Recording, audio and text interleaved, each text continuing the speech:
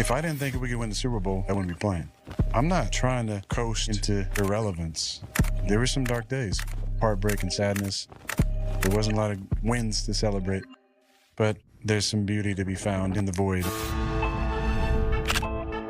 Being counted out, an afterthought, an underdog has been kind of my path. I've had a chip on my shoulder ever since high school, junior college, Division I, being a backup, getting overlooked on draft day. 3 years as a backup. We've got breaking news. Aaron Rodgers out for the season. His career may very well be over. It would be kind of unprecedented for a 40-year-old quarterback to come back off an Achilles injury and play at a high level. I don't think anyone's ever done that. How much personal motivation does that bring to you?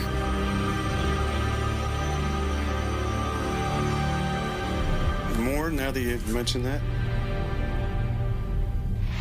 All right, if that doesn't fire you up for Monday Night Football, I really don't know what else would. The time has come. Aaron Rodgers is back, and it's a homecoming of sorts. A California guy going back to the Bay Area to play the 49ers on Monday Night Football.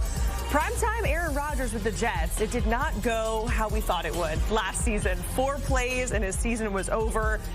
Jets fans, football fans in general, are hoping for a different outcome this time around. Back here on HQ, Jacqueline D'Agostino with Tommy Tran, and we have Kyle Long and Mike Renner for a Monday Night Football preview. And we heard that reporter's question, right? 40 years old, coming off of an Achilles injury. It's very unprecedented to come back and play at a high level.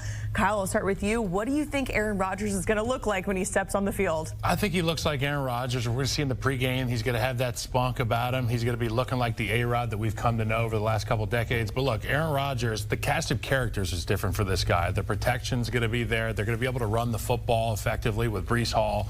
And I really do think that this New York Jets football team will play complementary football. It takes the pressure off of Aaron Rodgers. We all know the teams that Aaron Rodgers has been responsible for, where it's like, as he goes, we will go. No, this is going to be a team, New York Jets football team. That's exactly what it is, Mike. Yeah, I think you hit the nail on the head there. It's not so much what does Aaron Rodgers look like, it's what does this supporting cast look like, because it's completely different than it was a year ago. You have 2 new tackles. You have a new wide receiver 2, a new wide receiver 3. Like, the cast should be much, much more upgraded.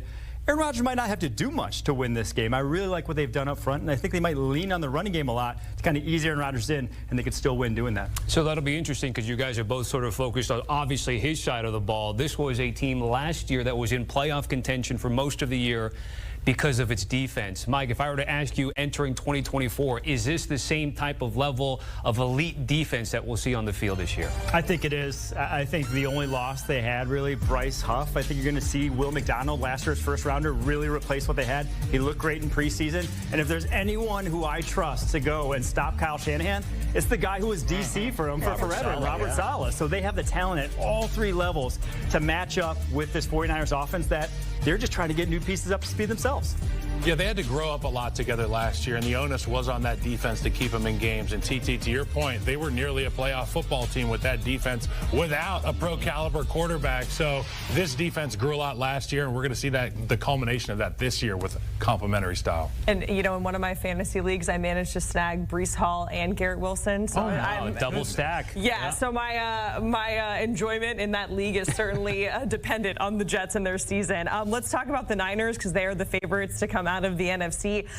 They did get those deals done with their stars, Trent Williams, Brandon Ayuk, but there was a holdout situation. They didn't go to training camp. With that in mind, Mike, are you maybe expecting a little bit of a slower start for them to all gel, and then also considering the Christian McCaffrey of it all, where he's questionable with that calf injury? I am. I think you just have to look and see the Cincinnati Bengals and how slow they started and how hesitant Joe Burrow was to go Jamar Chase's way, to know that it's not as easy as it looks to get those guys, even if you played together all last year. The timing and the rapport that you build in training camp is invaluable.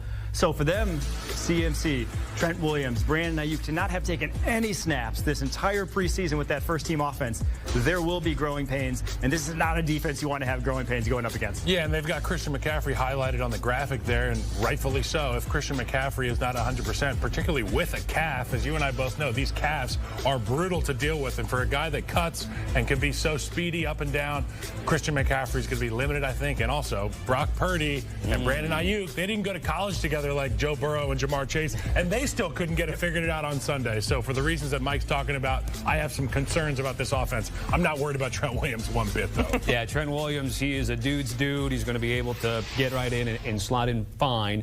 You brought up Brock Purdy, Kyle. This is a team where they have been built to win, and we've seen them get to 2 Super Bowls over the last handful of years, not be able to get through.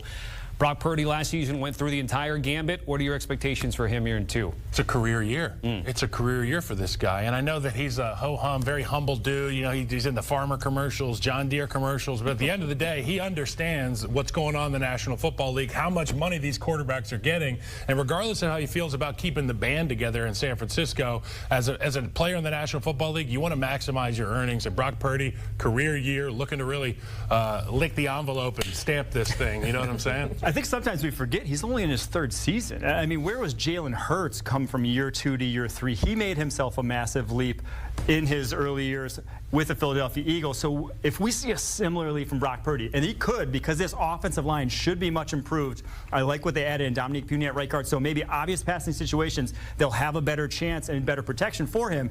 If that's all the case, and all these pieces gel early on here, I mean, we could be having an MVP conversation with Brock Purdy. They're very, very dangerous, and Brock is more than capable of being in the MVP conversation. Yeah, it's crazy when we think about somebody who was, you know, once the Mr. Irrelevant, talking about potentially an MVP, potentially earning 50 mil a year in that conversation. We want to get your takes on who's going to win. The Niners, they are the favorites. We're, you know, a lot of questions around Aaron Rodgers. What's he going to look like? Christian McCaffrey with the calf injury. We talked about it all. But Kyle, who wins? It's about who has more to play for, and I feel like the New York Jets are looking to reintroduce themselves to football fans all across the world. San Francisco and 49ers, you talked about it. They've been in the big game a number of times in the last handful of years. The Jets want to show the world, put everybody on notice. New York Jets are back. Yeah, I'm going Jets as well. I mean, we talked a lot about this 49ers offense, but I have some worries about the 49ers defense being able to replace guys like Dre Greenlaw, who's still out with his own Achilles, Eric Armstead, who went to the Jacksonville Jaguars. I think the Jets can run on them. By the way, just to follow up on that, you mentioned that run defense for San Francisco. What's the level of concern for you heading into this year, Mike? It's a little concerning. I mean, they're going to have to kind of piece it together, especially without Dre Greenlaw. If he was healthy and in the lineup, those guys can make up for defensive linemen being wrong, but they don't have the guys that can hold up to double teams that they've had in past seasons. They're going to have to create havoc, do a lot of different stuff up front, stop the run. But with this Jets offense and with Breece Hall, if there's a crease, he could take it to the house.